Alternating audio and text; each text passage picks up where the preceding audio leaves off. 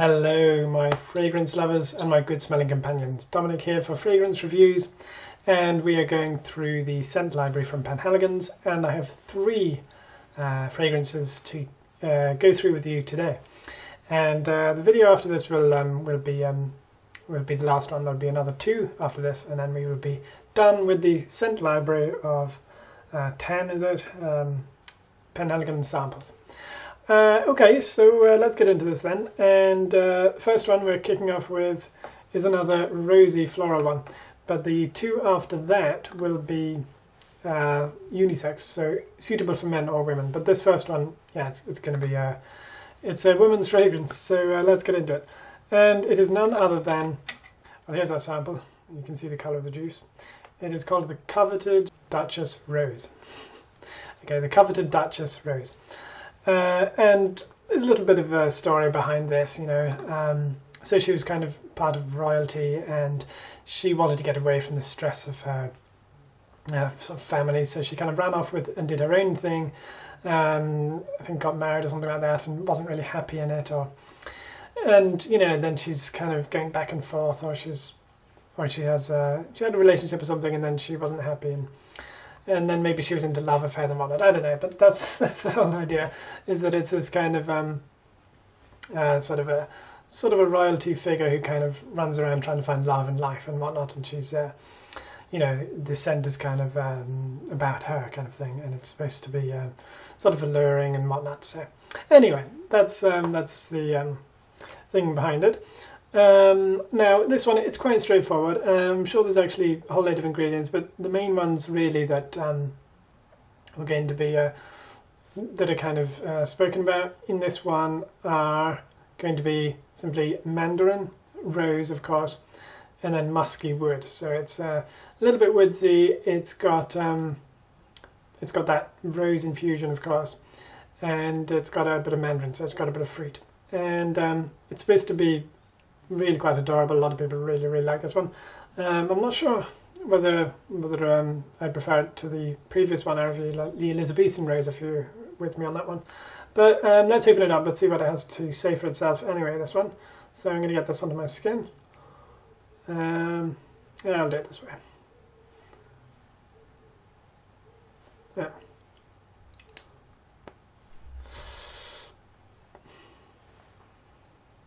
Wow, yeah. Okay, so it's rich, it's powerful, it's they're trying to make it a little bit sort of bit sensual, maybe, a bit naughty, or whatever. They have all these little adjectives, don't they? So yes, it's very it seems to be well blended. They got a touch of the that kind of it's a little bit fruity, but it blends very well. And you can get a little hint of that sort of woodsy, maybe a bit of musk, I'm not sure, but yeah, I think this one would perform just as well as the Elizabethan rose. I mean, I know we're not comparing that one in this video, but it's another one from Penhaligon's. I'm not sure I even showed you the design of this one, but you know, here we are. So it's you know, it's again, these bottles, they are very elegant, you know, and the thing on the top there, that's the little animal bust, that's quite heavy apparently. It's, so these are not tacky perfumes by any means. Now again, they are pricey. I mean, this one you can look it up. It's expensive. Yeah. So now, yeah, you can almost sort of smell that. Although the theme is kind of floral, it's not a tacky, it's not a little, it's not cheap floral. It's like this is also quite a, you know, classy cologne or fragrance, and it would be, but it would definitely be for somebody who's kind of into who likes roses. Otherwise, it might not be worth buying this kind of one, because that is still the predominant theme. It's got that nice kind of soft, inviting kind of and slightly classy, but it's got a lot going on. It's quite a sensual one, you know. If you're that type of person, you'd really like to get that kind of it's a notice me, attention on me kind of a vibe as well. So yeah, it's really sort of rosy floral again, and yeah, I like it, but I would probably go for the previous one all the same. And although this one is, you know, it's expensive, it's the whole lot. So we have Quercus, if I'm pronouncing that right. I'm actually sorry if I'm not, but that's the next one we're going to be doing. So here it is. Fairly clear, fairly kind of juice, and it's actually Latin for oak, so English oak is what they're trying to sort of, that's the theme they're trying to bring out. And a bottle looks quite standard. It has a nice yellowish ribbon on it, and so it's and it sort of, yeah. Then it has the usual kind of nice little top on it, nice nice glass ball thing, and then it has the slight little bits of yellow down here. It's got the you know, that royal thing that they always have on these little things, and yeah, I'm thinking that's quite an average standard one. I think the yellow might be a little pale, maybe if it's a little richer, I'm not too sure. I'm not 100% happy with the bottle on that one. But it is very nice. It's lovely, and you know, let's see if it can say some more for itself than just the presentation. So I'm going to get this on my skin. I'm going to have a little go, and I'll go through with you the notes, etc. So we're opening it up. This time I'll put it on the top of my hand this time, and I'll use the other hand for the final perfume that we'll be doing. Okay, so we're going to open this up and get some on here. Ooh, very interesting. Wow, that's lovely. Again.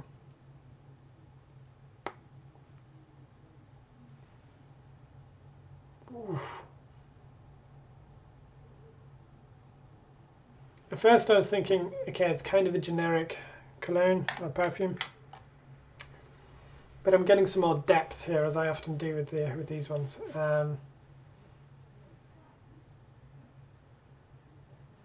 That's a concoction. I mean, that's a busy one now. It's definitely got some maybe. It's hard to know. I mean, it looks like it's got a lot of stuff in there, and indeed it has. I'll be going through that with you. I'm trying to let you know what kind of a vibe it hits me with. And okay, so it's almost a bit exotic. Well, it's fruity anyway. I mean, it's supposed to be English oak and all that, but I don't know. I'm getting fruit, and I'm getting kind of yeah, like this would be. Let's go through some of those notes, okay? And I'll tell you where you'd kind of wear it and whatnot, and perhaps after that. So we've got a lot going on here. This is a busy cologne. This has got inside here. We have, you know, it's got a whole load of notes. So the top will have lemon, lime, mandarin, and bergamot. Okay, so yeah, I thought there was something a bit lemony, but I wasn't going to actually say it. But yeah. And then the heart notes are going to be jasmine, lily of the valley, and cardamom. Wow, yeah, now that they actually say it, I can kind of dry down and starting to get a bit of that floral in there. When you get past the lemonish, you get that floral coming out. And then it'll dry down to a base of oak moss, sandalwood, galbanum, musk, and amber. What a perfume. So galbanum is this kind of something you get from a tree. It's kind of a resin, you know, and so again that's where the woodsy stuff comes out. Then it's got the oak moss, it's got the sandalwood, it's got the galbanum, then musk and amber. Brilliant. Yes, it's lovely actually. Wow. Yeah, they've put a lot into that one. So this stuff, I think, so it's a kind of yeah, well, warm weather, summery time, and maybe more. You could probably have it as a nightish scent, but I would probably tend towards more a day scent and maybe even outdoorish. But some are kind of daytime-ish, you know, and yeah, suitable for men or women. You see, that's the thing. It's very it's kind of an all-rounder kind of thing. So yeah, it'd be one of those ones that you treat yourself to every now and then, you know, because these are, as I say, pricey bottles, and that is really good. That's rich stuff. You'll get noticed with that. You'll get complimented with it. Yeah, because it has, and people would be hard to, they wouldn't be able to guess very easily what exactly that is. It's a lovely, vibey, fruity, kind of woodsy kind of a perfume, and doesn't exactly strike you as particularly, you know, sort of a male or feminine scent, but it's just very, it's got a lot of stuff. It's got fruit, it's got, you know, it's got these lots of floral kind of things going on, and it's got that woodsy stuff to dry down. So that's doing very well, I would say, so far for a perfume. Yeah, it's, I mean, it would be fairly standard Penhaligon's kind of one as they go. So far that one's doing very well, and the other one I've done, that's also doing very well. And now I'm just going to go on to the final one, which is Juniper Sling. Okay, so the idea with Juniper Sling is, as we said, it's kind of a unisex one. We said it's kind of the theme is sort of gin, you know, which was also, there's a whole period where that got popular in England and London, and you know, and they're trying to evoke that. I think it's kind of a 1920s-ish kind of a time, and you know, well, certain when it got really popular sort of thing, and there was these, you know, it's kind of about classiness and going out, but it's also about kind of youth and having fun. So it's, you know, it's quite a good. They're trying to bring out that with this Juniper Sling, and we'll see how it goes. And so yeah, it's kind of for these young people partying, but it's, you know, it's also the people dressed in suits going out and actually having that relaxed kind of time, and you know, a bit of gin and a bit of you know, a bit of humour and that kind of thing as well. So that's what they want to give us in this one, and we're just going to see how it goes. Again, let's see what our bottle is looking like on this one. So we've had Quercus, now we're going on to Juniper Sling. So it is that one. Yeah, that's a little plain. I mean, it's quite decent. I mean, the colour of gin is quite colourless, so they've got a sort of creamish coloured, almost white, I guess, ribbon on it, little bow. Their sort of sticker on it, if you like, the label is sort of silverish, and then they've got black, and the usual kind of glass thing going on. But yeah, it's quite basic, isn't it, really? I mean, it's out of the three of them, I mean, I think the one, the Coveted Duchess Rose was the most interesting to look at, really, wasn't it? I'd say. Then secondly, maybe the Quercus, and only third, I'm going to give it to the Juniper Sling for the presentation. So it's all right, you know. It's a bit basic. Not an awful lot of character going in for something that's really, you know, this is supposed to be a really popular one with quite a rich one with Penhaligons, this Juniper Sling. So let's get this open, get some on my skin, and we'll go through some of this one as well. Right, so here we are. A bit on there, and get a bit on my hand now. Okay. Wow, that is amazing. That is really lovely. Oh, wow, yeah, goodness. Hands down, I think this is my best one so far out of these three. Gosh, wow, that's amazing. Yeah, that one has a lot of power, a lot of vibes, a lot of richness, a lot of depth. Yeah, it's more powerful than this other one, Quercus. This one is a bit more subdued, but it's nice. It's fruity, it's lemony, it's got a lot of stuff going on as well. But this Juniper Sling, wow, man. yeah, I'm tending towards the more ladies and gents, you know, having the gin and the sort of the clothes are all sort of they're on that classy level. They're you know, these people are fairly professional. It's like they know what it means to go out for a, you know, classy night out. You can see the kind of a London pub where, you know, there's gin and there's lots of, you know, laughter, but there's a lot of classy people there too, and the music is just right, kind of thing, and people have money, because if you're wearing this, you've got some money, like, you know. Oh wow, goodness. Yeah, I mean, a little bit sorry about the bottle design, but I mean that juice in there is priceless stuff. The top notes are going to be cinnamon, orange brandy, angelica, and juniper berry, of course. Cinnamon, orange brandy, angelica, and juniper berry. All in our top notes. Ah, that's brilliant. That's lovely. Cinnamon and all. What a blend. That's really nice. The heart notes then are the cardamom, leather, the black pepper, and orris wood.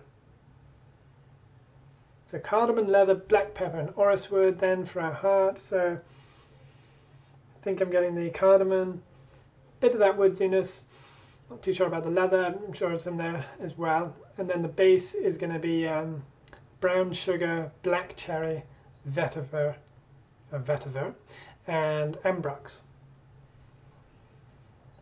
Goodness, so that kind of sweet, sugary, brown, sugary dye down with a bit of that black cherry going in there and some of that vetiver and ambrox. Yeah, angelica is a, you know, sort of a from the herb family as well, so they've got that, and they've got or is that slightly floral? I'm not sure, but it's man, it's that's a busy one, but it's really quite subtle. It seems very sophisticated. So leaving you with that, I mustn't let these videos go on for too long.